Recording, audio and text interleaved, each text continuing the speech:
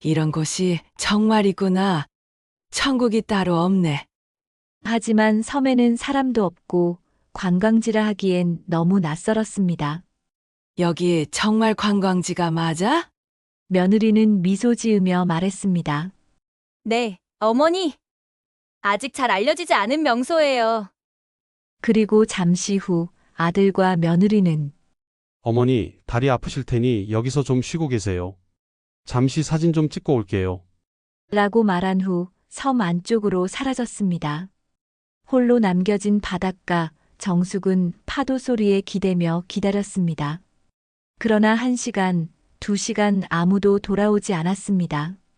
해가 저물자 정숙의 목소리가 떨렸습니다. 준호야, 수진아. 대답은 돌아오지 않고 메아리만 적막하게 울려 퍼졌습니다. 오늘 사연 시작하기 전에 무료 버튼인 구독과 좋아요 부탁드립니다. 경남 창원의 작은 주택가 아침 햇살이 비치는 단층 집에서 박정숙은 하루를 시작했습니다. 올해 70이 된 정숙의 하루는 언제나 비슷했어요. 새벽 5시에 눈을 뜨면 먼저 남편의 사진 앞에 물 한 잔을 올리고 간단한 아침을 차려 먹었습니다. 여보, 오늘도 하루 잘 보낼게요.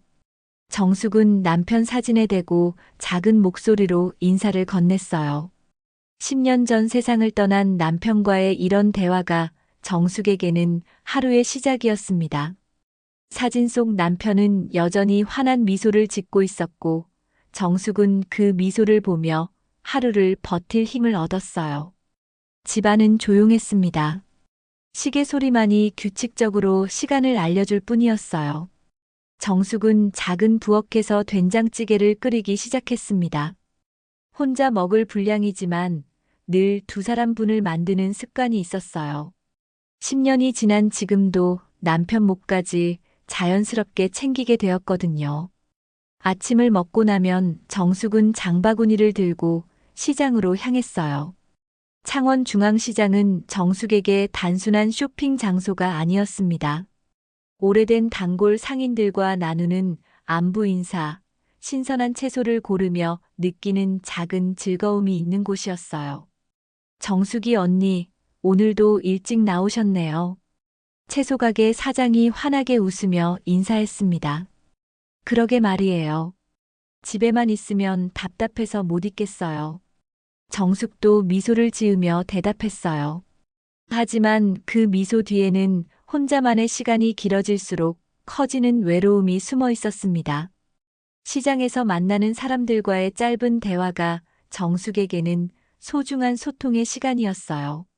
묵값이 올랐다는 이야기, 날씨가 추워진다는 이야기, 별것 아닌 일상의 이야기들이지만 정숙에게는 하루의 활력소가 되었습니다.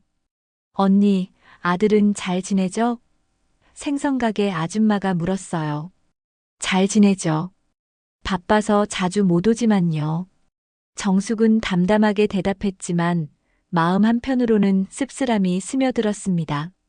장을 보고 집에 돌아온 정숙은 반찬을 만들기 시작했어요. 김치찌개, 된장국, 시금치나물, 콩나물 무침까지. 혼자 먹기에는 너무 많은 양이었지만 정숙은 늘 이렇게 요리했습니다. 정숙은 요리하면서 자주 과거를 떠올렸습니다. 준호가 어렸을 때는 매일 이 부엌에서 도시락을 싸주고 간식을 만들어 주었던 시절이요. 그때는 가족을 위해 요리하는 것이 당연했고 행복했어요. 지금은 같은 부엌에서 혼자만을 위한 음식을 만들고 있었습니다. 그때가 좋았는데 정숙은 중얼거리며 손을 멈췄어요. 오후가 되면 정숙은 경로당으로 향했습니다. 동네 어르신들과 함께하는 시간이 정숙에게는 하루 중 가장 소중한 시간이었어요. 화투를 치며 옛날 이야기를 나누고 가끔은 서로의 자식 자랑을 하기도 했습니다. 우리 며느리가 어제 반찬을 해다 줬어요. 요즘 젊은 며느리들 중에 이런 애가 어디 있겠어요. 김할머니가 자랑스럽게 말했어요. 정숙은 조용히 고개를 끄덕이며 들었습니다. 준호와 수지는 한 달에 한 번 정도 안부 전화를 걸어올 뿐이었어요.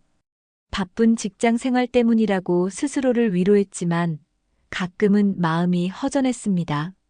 정숙이는 아들이 어떻게 지내? 박 할아버지가 물었어요. 잘 지내죠. 직장 생활이 바빠서 자주는 못 와도 효자예요.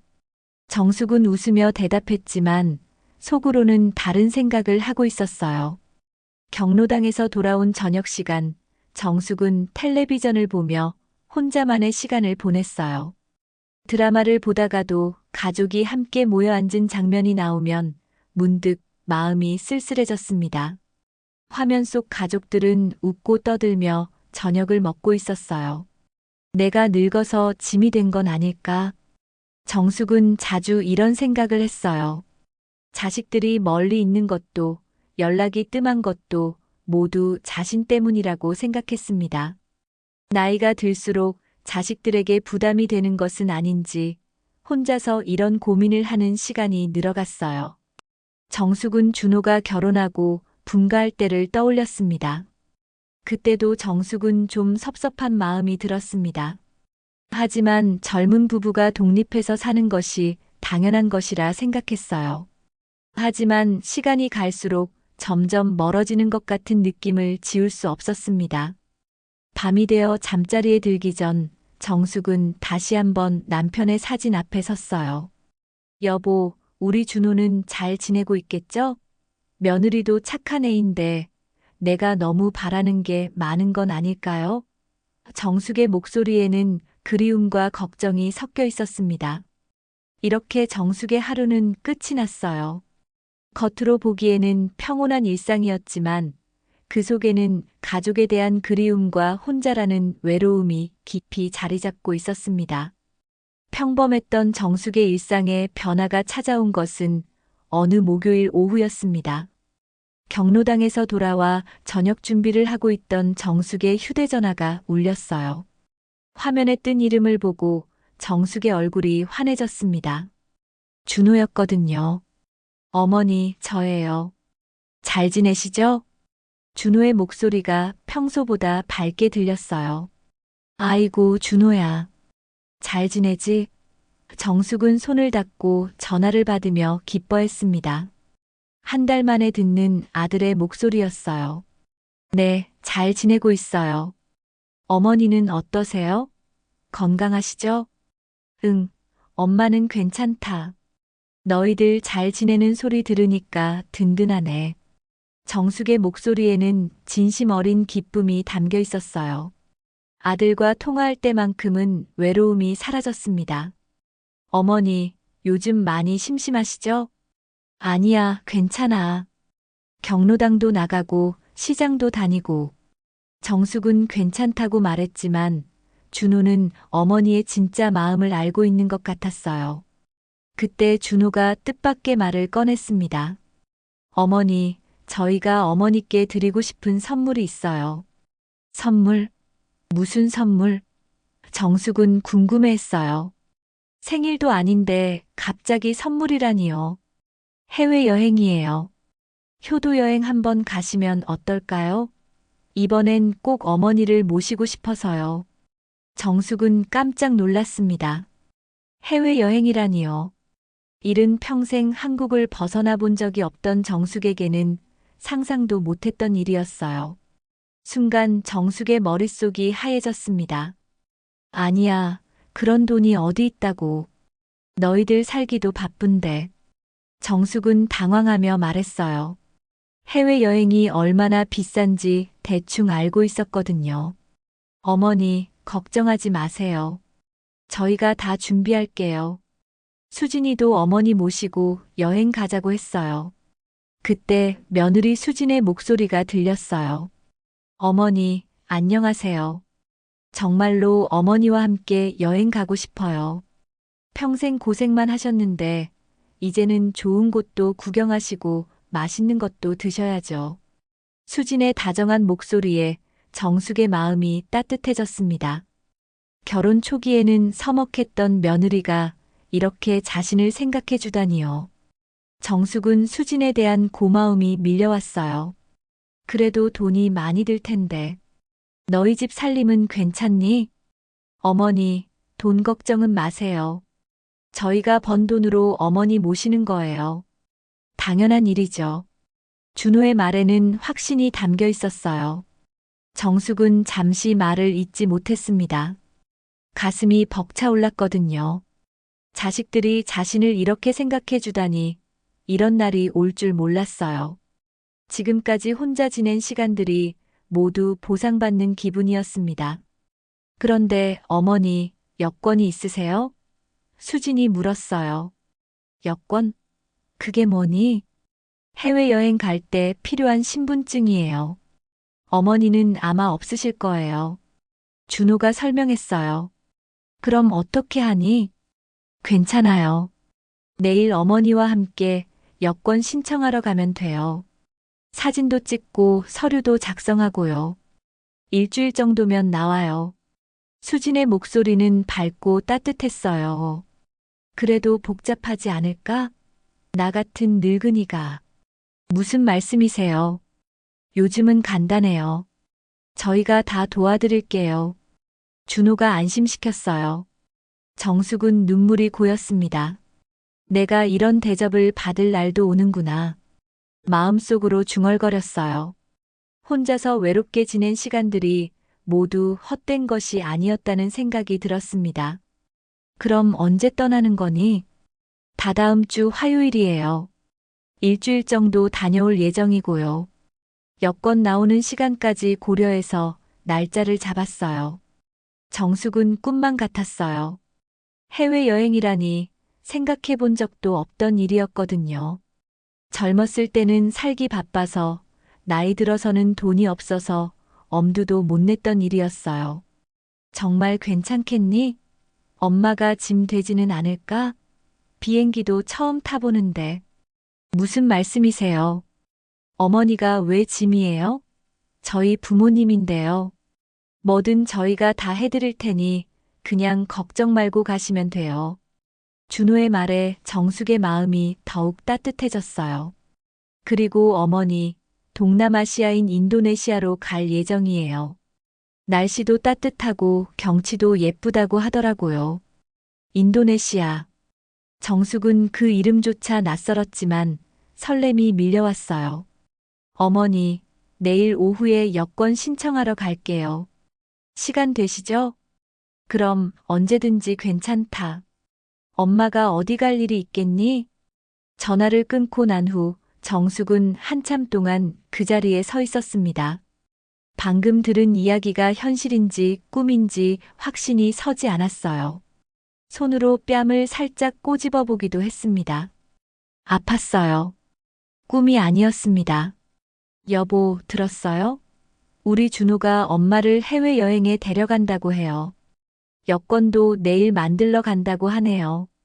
정숙은 남편의 사진을 보며 말했어요. 사진 속 남편이 더욱 환하게 웃고 있는 것 같았습니다. 그날 밤 정숙은 잠이 오지 않았어요. 가슴이 두근거려서 좀처럼 잠들 수 없었습니다. 해외는 어떤 곳일까? 외국 음식은 입에 맞을까? 온갖 궁금증과 설렘이 마음속을 가득 채웠어요. 다음 날 아침 정숙은 평소보다 일찍 일어났습니다. 경로당에 가서 친구들에게 이 소식을 전하고 싶었거든요. 정말이야? 해외여행을? 김할머니가 놀라며 물었어요. 응, 준호가 효도 여행이라고 하더라고. 오늘 여권도 만들러 간다니까. 아이고, 부럽다. 우리 정숙이 복이 있네. 효자 아들 둔 덕분이야. 박 할아버지도 부러워했어요. 친구들의 부러워하는 목소리에 정숙은 괜히 어깨가 으쓱해졌어요. 평생 자랑할 일이 별로 없었는데 이렇게 큰 자랑거리가 생겼다니요. 2주 후 정숙은 생애 첫 비행기에 몸을 맡겼습니다. 인천공항의 웅장함에 압도당한 정숙은 준호와 수진의 손을 꼭 잡고 있었어요. 여권 사진을 찍을 때부터 설렘이 가득했는데 이제 정말 하늘을 나는 기분이었습니다. 어머니, 무서우시죠? 처음에는 다 그래요. 수진이 다정하게 말했어요. 아니야, 무섭지 않아. 신기해.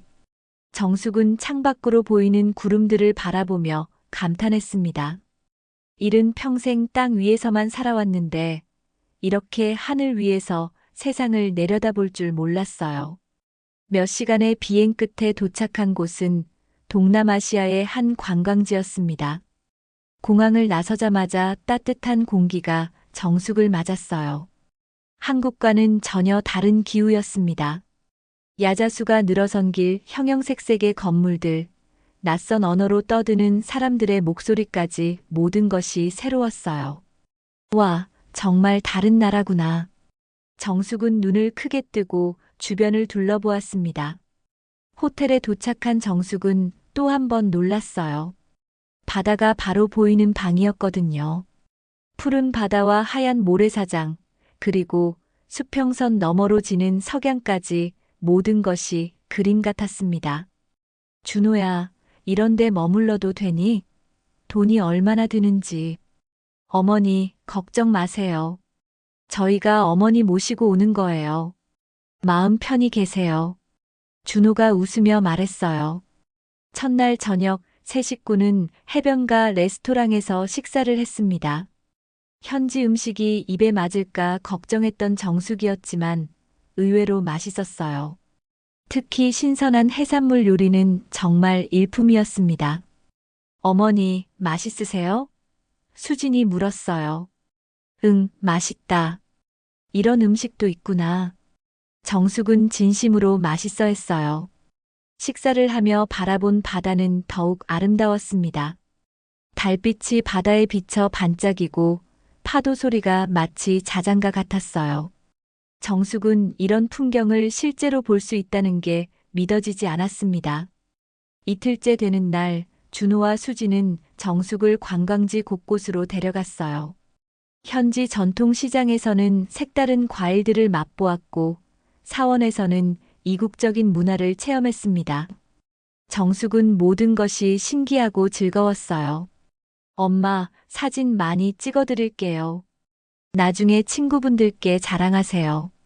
준호가 정숙의 사진을 연신 찍어주었어요. 그러게, 김할머니들이 보면 얼마나 부러워할까. 정숙은 웃으며 포즈를 취했어요. 하지만 사흘째 되는 날부터 수진의 태도가 미묘하게 달라지기 시작했습니다. 예전처럼 다정하게 팔짱을 끼지도 않았고 대화도 점점 줄어들었어요. 처음에는 여행 피로 때문이라고 생각했지만 시간이 갈수록 뭔가 이상했습니다. 수진아, 괜찮니? 아픈 데 있어? 정숙이 걱정스럽게 물었어요. 아니에요, 괜찮아요. 조금 피곤해서요. 수지는 시큰둥하게 대답했어요. 준호도 점점 휴대전화만 들여다보며 무언가 통화를 자주 했습니다. 한국어로 통화하는 것 같았는데 정숙에게는 무슨 일인지 말해주지 않았어요. 준호야, 무슨 일 있니? 회사 일? 정숙이 물었어요. 아니에요, 별거 아니에요. 그냥 친구랑 통화했어요. 준호의 대답은 어딘지 어색했어요. 넷째 날 아침, 수진이 갑자기 말했어요. 어머니, 오늘은 특별한 곳으로 가요. 정말 예쁜 섬이 있거든요. 섬? 정숙은 궁금해했어요. 네, 배를 타고 가는 작은 섬인데 경치가 정말 멋있대요. 어머니 좋아하실 거예요. 정숙은 기뻤어요. 섬이라니 또 다른 새로운 경험이었거든요. 아침 식사를 마치고 세 식구는 항구로 향했습니다. 작은 배에 올라탄 정숙은 설레는 마음으로 바다를 바라보았어요. 바다 위를 달리는 배는 생각보다 빨랐고 바람이 시원했습니다. 멀리서 점점 가까워지는 작은 섬이 보였어요. 저기가 우리가 갈 섬이에요. 준호가 가리키며 말했어요. 섬에 도착하자 정말 아름다운 풍경이 펼쳐졌습니다. 하얀 모래사장과 맑은 바닷물, 그리고 푸른 야자수들이 그림 같은 풍경을 만들고 있었어요. 정숙은 감탄을 연발했습니다. 와, 이런 곳이 정말 있구나. 천국이 따로 없네. 하지만 뭔가 이상했어요. 섬에는 사람이 별로 없었고 관광시설도 보이지 않았습니다. 그냥 자연 그대로의 무인도 같았어요. 여기 관광지가 맞니? 정숙이 물었어요. 네, 맞아요. 아직 잘 알려지지 않은 숨겨진 명소거든요. 수진이 대답했어요. 세 사람은 섬을 걸으며 구경했어요. 정숙은 조개 껍데기도 주우며 즐거워했습니다. 1시간쯤 지났을까요? 준호가 갑자기 말했어요. 어머니, 저희가 잠깐 사진 찍으러 갈게요. 좋은 포인트가 있는 것 같아서요. 그럼 나도 같이 갈까? 아니에요. 어머니 다리 아프실 테니 여기서 좀 쉬고 계세요. 금방 사진 찍고 올게요. 수진이 말하며 준호와 함께 섬 안쪽으로 사라졌어요. 정숙은 모래사장에 앉아 파도 소리를 들으며 기다렸습니다. 바다 바람이 시원하고 풍경이 너무 아름다워서 시간 가는 줄 몰랐어요. 하지만 1시간이 지나도 준호와 수진은 돌아오지 않았습니다. 2시간, 3시간이 지나도 마찬가지였어요. 해가 서서히 기울기 시작했습니다. 정숙은 점점 불안해지기 시작했어요. 준호야, 수진아. 큰 소리로 불러보았지만 대답이 없었습니다. 태양이 저물고 있었습니다. 정숙은 혼자 모래사장에 앉아 있었어요. 언어도 통하지 않고 휴대전화도 없었습니다. 주변에는 아무도 없었어요. 태양이 완전히 지고 어둠이 찾아왔습니다. 정숙은 모래사장에 웅크리고 앉아 떨고 있었어요. 낮에는 따뜻했던 바람이 밤이 되자 차가워졌고 파도 소리만이 적막한 밤을 깨뜨렸습니다. 준호야, 수진아. 정숙은 힘없는 목소리로 계속 불러보았지만 아무런 대답이 없었어요. 목이 쉬도록 소리쳤지만 메아리만 돌아올 뿐이었습니다. 정숙의 머릿속에 온갖 생각이 스쳐 지나갔어요. 혹시 길을 잃었을까? 사고라도 당한 걸까? 아니면 자신을 찾으러 다른 곳으로 간 걸까? 하지만 시간이 갈수록 불길한 예감이 커져갔습니다. 설마 나를 두고 간 건 아니겠지? 정숙은 자신도 모르게 중얼거렸어요. 하지만 이내 고개를 저었습니다. 아들이 자신을 버릴 리 없다고, 그런 나쁜 생각을 하면 안 된다고 스스로를 달랬어요. 밤이 깊어갈수록 정숙의 불안은 커져만 갔습니다. 배가 고팠지만 먹을 것도 없었고 가지고 있던 물은 그나마 조금 남아있어서 조금씩 목을 축일 수 있었어요. 게다가 이곳이 어디인지 어떻게 돌아가야 하는지도 전혀 알 수 없었습니다. 정숙은 남편을 떠올렸어요. 여보, 나 어떡하지? 이런 곳에 혼자 남겨졌어. 눈물이 주르륵 흘러내렸습니다. 평생 의지할 사람 없이 살았지만 이렇게 절망적인 순간은 처음이었어요. 새벽녘이 되어서야 정숙은 졸음에 빠져들었습니다. 모래사장에서 웅크린 채로 잠깐 잠이 들었지만 찬 바람에 금세 깨어났어요. 온몸이 뻣뻣하고 아팠습니다. 해가 떠오르기 시작했어요. 어제 그토록 아름답다고 생각했던 풍경이 이제는 무섭게만 느껴졌습니다. 정숙은 힘겹게 일어나 주변을 둘러보았어요. 여전히 아무도 없었습니다. 준호야, 엄마 여기 있어. 정숙은 목이 쉰 채로 다시 불러보았지만 헛수고였어요. 그때였습니다. 저 멀리서 작은 배 한 척이 다가오는 것이 보였어요. 정숙은 필사적으로 손을 흔들며 소리쳤습니다. 여기요. 여기 사람 있어요. 다행히 배가 섬 쪽으로 다가왔어요.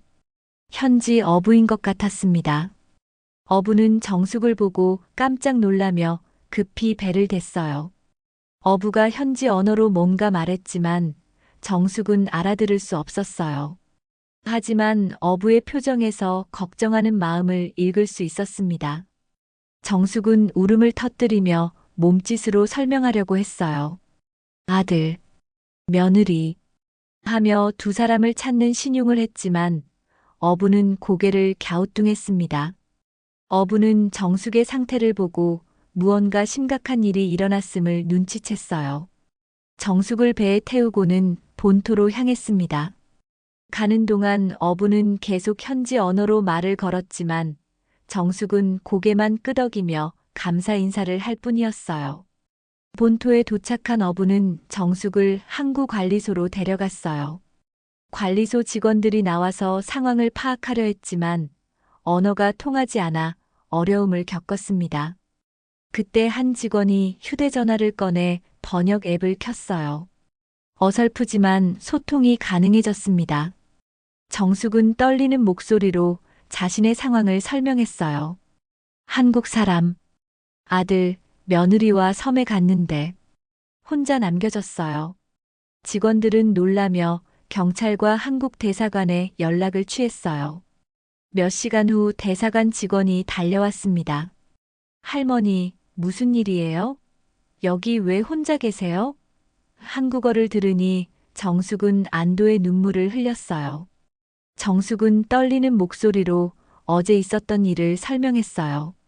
아들과 며느리와 함께 섬에 갔다가 혼자 남겨졌다고 이틀째 연락이 안 된다고 말했습니다. 혹시 아드님과 며느리분 성함을 알 수 있을까요? 김준호, 이수진이에요. 정숙이 대답했어요. 대사관 직원은 컴퓨터를 확인해 보더니 놀라운 표정을 지었어요. 할머니, 이상해요. 김준호, 이수진 두 분은 어제 새벽 비행기로 한국에 돌아가셨네요. 뭐라고요? 정숙은 믿을 수 없다는 표정을 지었어요. 출국 기록이 여기 있어요. 어제 새벽 4시 비행기로 출국하셨습니다. 정숙의 머릿속이 하얘졌어요. 정말로 자신을 버리고 간 것이었습니다. 아들이, 그 착한 며느리가 자신을 이런 곳에 두고 도망간 것이었어요. 내 자식이 나를 버렸구나. 정숙은 주저앉으며 중얼거렸어요. 대사관 직원들은 정숙을 달래며 임시 여행 증명서를 발급해 주었어요. 며칠 후 귀국 비행기를 탈 수 있다고 하였습니다. 하지만 정숙의 마음은 이미 산산조각 나 있었어요. 호텔에서 혼자 있는 동안 정숙은 계속 생각했어요. 왜 이런 일이 일어났을까? 무엇 때문에 아들이 자신을 버렸을까? 효도 여행이라던 그 말들이 모두 거짓말이었을까? 내가 짐이 됐나? 내가 뭘 잘못했나? 정숙은 자책하며 울었어요. 며칠 후 정숙은 귀국 비행기에 올랐습니다.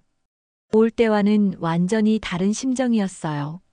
설렘과 기쁨 대신 배신감과 절망감이 가슴을 가득 채우고 있었습니다. 비행기 안에서 정숙은 창밖을 바라보며 생각했어요. 그토록 아름답다고 생각했던 바다가 이제는 자신을 버린 곳으로만 기억될 것 같았습니다. 여보, 우리 준호가 왜 이런 일을 했을까요? 내가 뭘 잘못했을까요? 정숙은 하늘에 있을 남편에게 조용히 물었어요. 인천공항에 도착한 정숙은 혼자 택시를 타고 집으로 향했습니다. 집 앞에 도착하니 모든 것이 그대로 있었어요. 하지만 정숙의 마음은 완전히 달라져 있었습니다. 현관문을 열고 들어서면서 정숙은 우편함을 확인했어요. 여러 우편물들 사이에서 은행에서 온 등기 우편이 눈에 띄었습니다. 정숙은 떨리는 손으로 은행 등기 우편 봉투를 열었습니다. 봉투 안에서 나온 서류를 보는 순간 정숙의 얼굴이 창백해졌어요. 서류 제목에는 이렇게 적혀 있었습니다. 대출 근저당 설정 예정 통지서 마이너스 채무자 김준호, 담보물 창원시 성산구 박정숙 명의 주택. 정숙은 서류를 읽어내려가며 점점 더 충격에 빠졌어요. 자신 명의의 집을 담보로 준호가 거액의 대출을 받으려 한다는 내용이었습니다. 그것도 자신이 해외에 있는 동안의 말이에요. 이게 뭐야? 내 집을. 정숙은 중얼거리며 서류를 다시 읽어보았어요. 분명히 자신의 이름과 주소가 적혀 있었습니다. 그때 정숙의 머릿속에 퍼즐 조각들이 맞춰지기 시작했어요. 갑작스러운 해외여행 제안, 여권 발급 때 필요했던 신분증, 그리고 섬에서 자신을 버리고 도망간 일까지 모든 것이 계획된 일이었던 거예요. 정숙은 다급하게 행정복지센터에 전화를 걸었어요. 여보세요. 혹시 제 명의로 인감증명서 발급 신청이 들어온 게 있나요? 성함과 주민등록번호 말씀해 주세요. 정숙이 정보를 알려주자 직원이 확인해 보더니 놀라운 사실을 알려주었어요. 아, 맞습니다. 며칠 전에 대리인이 와서 신청했는데 본인 확인이 안 되어서 발급을 보류했어요. 신청자가 김준호 씨였는데 어머님과 관계가 어떻게 되시나요? 제 아들이에요. 그런데 저는 그런 신청한 적 없어요. 그렇다면 무단으로 신청한 것 같네요. 다행히 발급하지 않았으니 걱정 마세요. 전화를 끊은 정숙은 온몸이 떨렸어요. 준호가 자신 모르게 인감증명서까지 발급받으려 했다니요. 효도 여행이라는 명목으로 자신을 해외에 묶어두고 그 사이에 집을 담보로 돈을 빌리려 했던 거였어요. 정숙은 더 이상 참을 수 없었습니다. 준호에게 전화를 걸었어요. 여보세요. 준호의 목소리가 들렸어요. 준호야, 너 지금 뭐 하는 거니? 정숙의 목소리는 떨리고 있었어요. 어머니, 언제 들어오셨어요? 준호의 목소리에는 당황한 기색이 역력했어요. 언제 들어왔냐고? 너희가 나를 섬에 버려두고 도망간 지 사흘 만에 겨우 들어왔어. 어머니, 무슨 말씀이세요? 저희가 언제? 그만해. 다 알고 있어.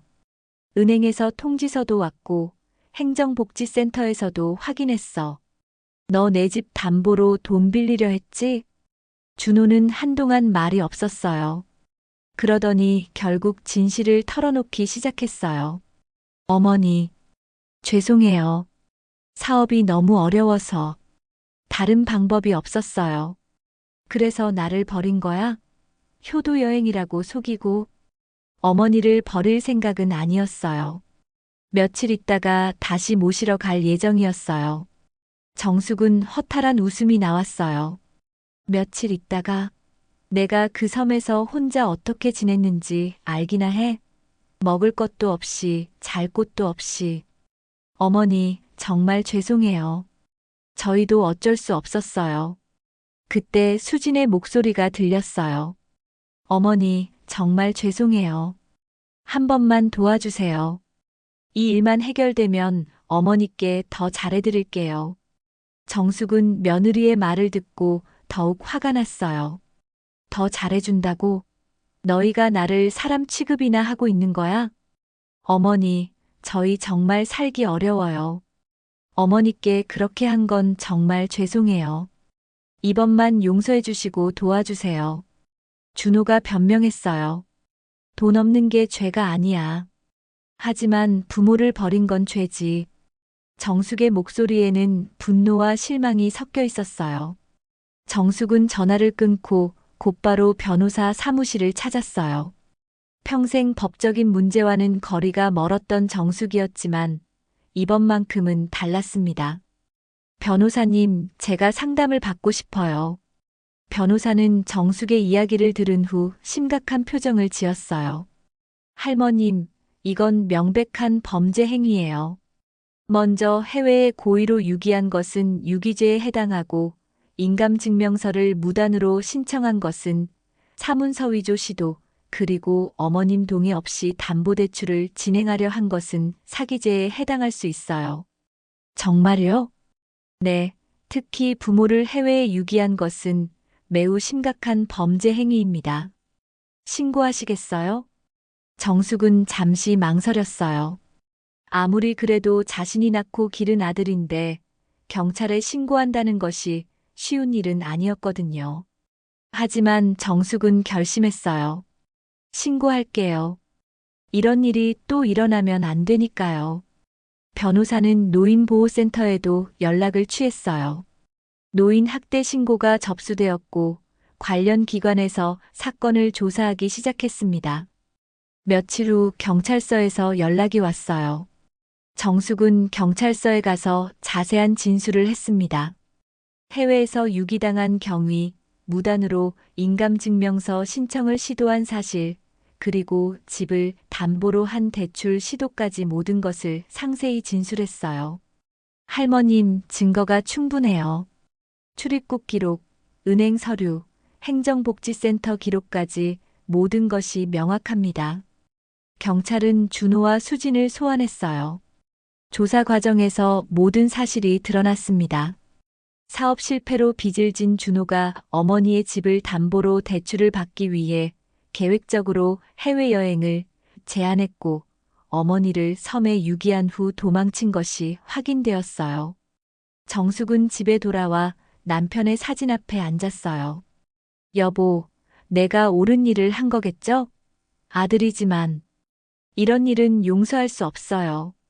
경찰 조사가 본격적으로 시작된 지 일주일 후 정숙에게 또 다른 충격적인 사실이 드러났습니다. 수사 과정에서 준호와 수진의 계획이 생각보다 훨씬 치밀했다는 것이 밝혀진 거예요. 할머님, 추가로 확인된 사실이 있어요. 담당 형사가 정숙을 찾아왔어요. 무엇인가요?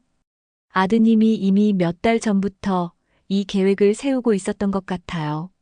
여행사 예약 기록을 보니 작년 말부터 동남아 여행 상품을 알아보고 있었고, 특히 무인도 투어 코스를 집중적으로 문의했더라고요. 정숙은 말을 잇지 못했어요.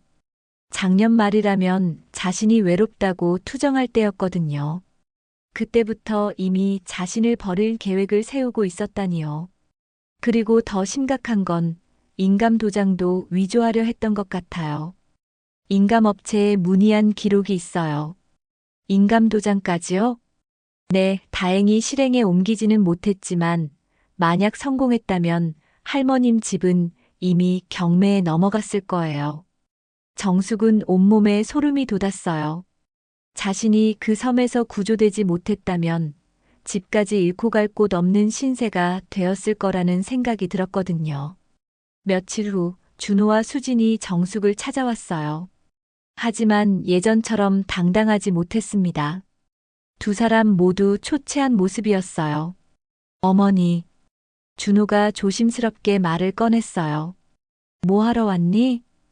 정숙의 목소리는 차갑게 식어 있었어요. 어머니, 정말 죄송해요. 저희가 정말 잘못했어요. 수진이 눈물을 흘리며 말했어요. 지금 와서 미안하다고 하면 다 해결되는 거야? 준호가 무릎을 꿇었어요. 어머니, 제발 경찰에는 말하지 마세요. 저희가 정말 잘못했어요. 이미 늦었어. 수사는 다 끝났어. 어머니, 제발요. 저희에게 한 번만 기회를 주세요. 수진도 함께 무릎을 꿇었어요. 정숙은 두 사람을 내려다보며 말했어요. 기회? 너희가 나를 그 섬에 버려뒀을 때 나한테 기회를 줬니? 나는 이틀 동안 굶고 추위에 떨면서 너희를 기다렸어. 어머니, 정말 며칠 있다가 모시러 갈 생각이었어요. 거짓말하지 마. 인감 도장까지 위조하려 했다면서 내 집을 팔아버릴 생각이었던 거 아니야? 준호는 더 이상 변명할 수 없었어요. 모든 증거가 드러난 상황에서 거짓말은 통하지 않았거든요. 어머니, 그럼 어떻게 하면 되겠어요? 뭘 해드리면 용서해 주실 거예요? 수진이 절망적인 목소리로 물었어요. 정숙은 단호하게 말했어요. 이제 너희와는 상관없이 살 거야. 내 인생은 내가 책임질 거고 너희도 너희 인생은 너희가 책임져. 어머니, 그렇게 말씀하시면 내가 너를 키운 건 사람이 되라고 키운 거지 범죄자가 되라고 키운 게 아니다. 준호는 울부짖으며 매달렸지만 정숙의 마음은 이미 굳어져 있었어요. 한번 무너진 신뢰는 쉽게 회복될 수 없었습니다. 일주일 후 검찰에서 정식으로 기소 결정이 내려졌어요. 준호와 수진은 유기죄, 사문서 위조 시도죄, 사기 시도죄로 재판을 받게 되었습니다. 재판 당일 정숙은 법정에 증인으로 출석했어요. 많은 사람들 앞에서 자신의 이야기를 하는 것이 쉽지 않았지만 정숙은 담담하게 진술했습니다. 저는 70살까지 자식 농사가 제일이라고 생각하며 살았어요. 하지만 자식이 부모를 버리는 순간 그건 더 이상 가족이 아니라고 생각해요. 판사가 물었어요. 피고인들에 대해서 어떤 처벌을 원하시나요? 법에 따라 엄중하게 처벌해 주세요. 이런 일이 다른 어르신들에게는 일어나지 않았으면 좋겠어요. 준호와 수진의 변호사가 선처를 호소했지만 증거가 너무 명확했어요. 계획적이고 치밀한 범행이었다는 점에서 죄질이 나쁘다고 판단되었습니다. 재판부는 이렇게 말했어요. 부모를 해외에 유기하고 재산을 가로채려 한 행위는 인륜을 저버린 범죄 행위입니다. 고령 사회에서 이런 범죄가 확산되지 않도록 엄중하게 처벌하겠습니다. 결국 준호는 징역 1년 6개월에 집행유예 3년, 수진은 징역 1년에 집행유예 2년을 선고받았어요. 추가로 사회봉사 명령과 노인복지시설에서의 의무봉사도 명령받았습니다. 판결 후 정숙은 법정을 나서며 가슴이 복잡했어요. 시원한 마음도 있었지만 한편으로는 씁쓸했습니다.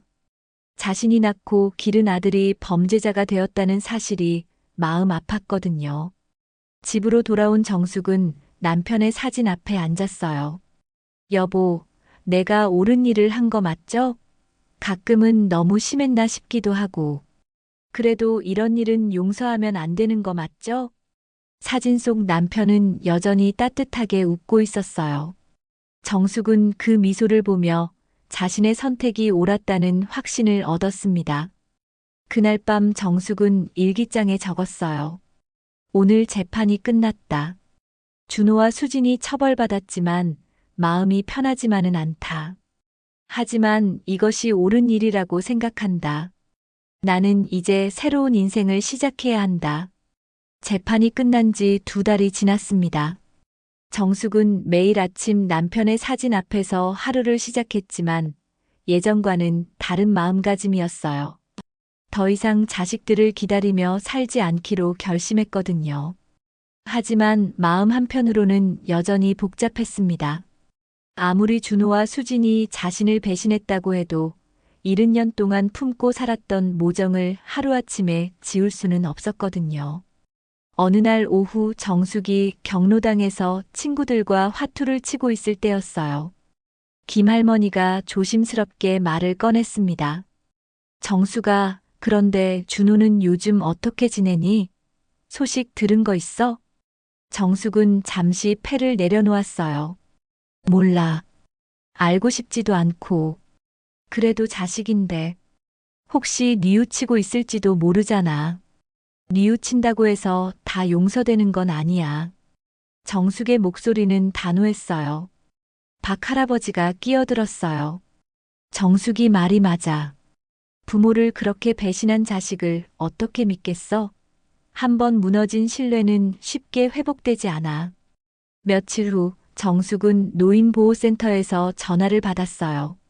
할머님, 아드님 김준호 씨에 대한 소식을 전해드리려고 전화했어요. 정숙의 가슴이 철렁했어요. 무슨 일이에요? 집행유예 기간 중에 의무적으로 받아야 하는 상담과 사회봉사를 성실히 이행하고 있다고 해요. 노인복지관에서도 열심히 봉사하고 있고요. 그래서요? 그런데 아드님이 할머님과 연락하고 싶어 하신다고 하더라고요. 어떻게 생각하세요? 정숙은 단호하게 말했어요.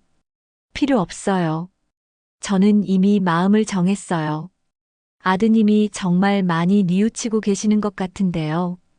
그건 법원에서 시킨 거잖아요. 진짜 뉘우치는 건지, 처벌이 무서워서 그런 건지 어떻게 알아요? 상담사가 말했어요. 할머님의 마음을 이해해요. 하지만 혹시라도 마음이 바뀌시면 언제든 연락 주세요. 전화를 끊은 정숙은 복잡한 마음이었어요. 한편으로는 준호가 정말 뉘우치고 있다는 소식에 마음이 흔들리기도 했지만 그 섬에서의 공포와 절망을 떠올리면 다시 마음이 굳어졌습니다. 며칠 후 정숙은 편지 한 통을 받았어요. 발신인은 수진이었습니다. 정숙은 한참 망설이다가 편지를 열어보았어요. 어머니께 정말 죄송합니다. 매일매일 어머니께 죄송한 마음으로 살고 있습니다. 노인복지관에서 봉사를 하면서 다른 어르신들을 보니 제가 어머니께 얼마나 큰 상처를 드렸는지 깨달았습니다. 용서해달라는 말씀은 감히 드릴 수 없지만 정말 진심으로 뉘우치고 있다는 말씀은 드리고 싶었습니다. 어머니 건강하세요. 마이너스 수진 드림. 정숙은 편지를 읽고 나서 한참 동안 멍하니 앉아 있었어요. 마음 한구석이 아려왔지만 여전히 용서할 마음은 들지 않았습니다. 그날 저녁 정숙은 남편의 사진 앞에 앉았어요. 여보, 수진이가 편지를 보냈어요. 뉘우친다고 하더라고요. 근데 저는 마음이 안 움직여져요. 이게 정상인 건가요? 정숙은 잠시 침묵을 지키더니 다시 말했어요. 아니에요. 이게 맞는 것 같아요. 제가 너무 오랫동안 자식들만 바라보고 살았어요. 이제는 저 자신을 위해 살아야겠어요. 정숙은 수첩을 꺼내서 적기 시작했어요. 내 노후는 내 손에 있다. 내 이름과 도장은 내 손으로만. 자식 사랑도 경계가 필요하다. 다음 날부터 정숙은 새로운 일상을 시작했어요. 매일 아침 일찍 일어나서 동네 한 바퀴를 산책했습니다. 경로당에서는 친구들과 더 많은 시간을 보냈고 가끔은 다른 동네 경로당에도 놀러 갔어요. 정수가 요즘 표정이 많이 밝아졌네. 김할머니가 말했어요. 그런가? 마음이 한결 가벼워진 것 같아. 자식 걱정에서 벗어나니까 그런 거 아닐까? 정숙은 고개를 끄덕였어요. 맞아. 이제는 내 인생을 사는 기분이야. 한 달 후 정숙은 노인복지관에서 주관하는 여행 프로그램에 참가했어요. 경주로 가는 1박 2일 여행이었습니다. 처음에는 망설였지만 친구들의 권유로 용기를 냈어요. 정수가 이번에는 정말 안전한 여행이야. 우리가 다 함께 가는 거니까 걱정 마. 박 할아버지가 격려해 주었어요. 여행 첫날 불국사를 구경하면서 정숙은 새로운 감정을 느꼈어요. 예전에는 항상 준호와 수진을 생각하며 이런 좋은 곳에 우리 아이들과 함께 오면 좋을 텐데라고 생각했는데 이번에는 그런 생각이 들지 않았어요. 와, 정말 아름답네. 정숙은 순수하게 풍경을 감상했어요. 그날 밤 숙소에서 정숙은 일기를 썼어요. 오늘 불국사에 다녀왔다. 오랜만에 마음 편하게 여행을 즐겼다.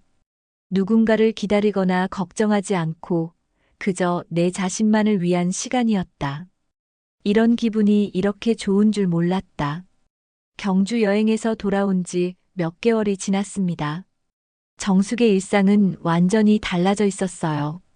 매일 아침 산책을 하고 경로당 친구들과 즐거운 시간을 보내며 가끔은 혼자만의 시간도 소중히 여겼습니다.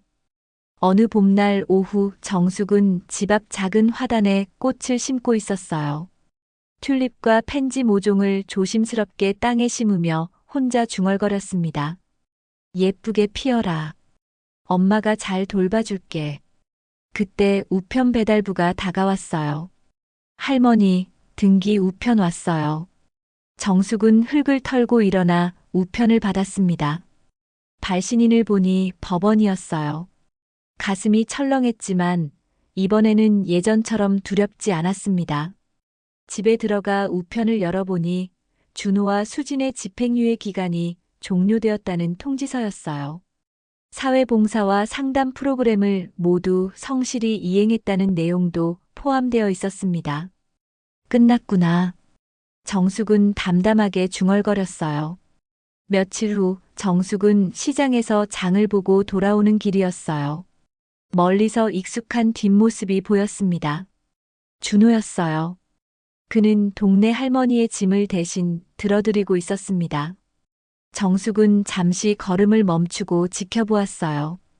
준호는 할머니를 집까지 바래다 드리고 정중하게 인사를 한 후 돌아서고 있었습니다. 그의 표정에는 예전의 급하고 불안한 모습 대신 차분함이 있었어요. 준호가 정숙을 발견했습니다. 두 사람의 시선이 마주쳤어요. 준호는 잠시 망설이다가 조심스럽게 다가왔습니다. 어머니, 잘 지내는 것 같네. 정숙의 목소리는 예전처럼 차갑지 않았지만 그렇다고 따뜻하지도 않았어요. 네. 어머니는 어떠세요? 보다시피 잘 지내고 있어. 두 사람 사이에 어색한 침묵이 흘렀어요. 준호가 말을 꺼냈습니다. 어머니, 저 정말 많이 바뀌었어요. 노인복지관에서 봉사하면서 깨달은 게 많아요. 그래서 용서해달라는 말은 안 할게요. 저도 용서받을 자격이 없다는 걸 알아요. 다만 어머니가 건강하시고 행복하셨으면 좋겠어요. 정숙은 준호를 조용히 바라보았어요. 그의 눈에는 진정성이 있어 보였지만 여전히 마음을 열 수는 없었습니다. 고맙다. 하지만 나는 이제 혼자가 편해. 네. 알겠어요. 그럼 저는 이만. 준호가 돌아서려 할 때 정숙이 말했어요. 준호야. 네. 다른 사람들한테는 그런 짓 하지 마라. 특히 나이 드신 분들한테. 네. 절대 그러지 않을게요. 준호는 깊게 고개를 숙이고 사라졌어요. 정숙은 그의 뒷모습을 바라보며 복잡한 심정이었습니다. 미움도 사랑도 아닌 그냥 타인을 바라보는 시선이었어요. 집에 돌아온 정숙은 남편의 사진 앞에 앉았어요. 여보, 준호를 봤어요. 많이 달라진 것 같더라고요. 하지만 저는 예전 마음으로 돌아갈 수 없을 것 같아요. 그날 저녁 경로당에서 김할머니가 물었어요. 정수가 요즘 준호 소식 들은 거 있어? 응, 오늘 봤어. 많이 달라진 것 같더라. 그럼 다시 화해할 생각은 없어? 정숙은 고개를 저었어요. 아니야. 이미 끝난 관계야. 이제는 각자의 길을 가는 게 맞는 것 같아. 며칠 후 정숙은 또 다른 편지를 받았어요. 이번에는 준호에게서였습니다. 어머니께. 저는 어머니께 용서를 구하려는 것이 아닙니다.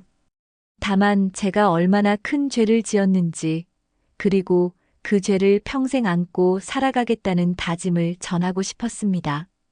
어머니께서 행복하게 사시는 모습을 멀리서나마 볼 수 있어서 다행입니다. 건강하세요.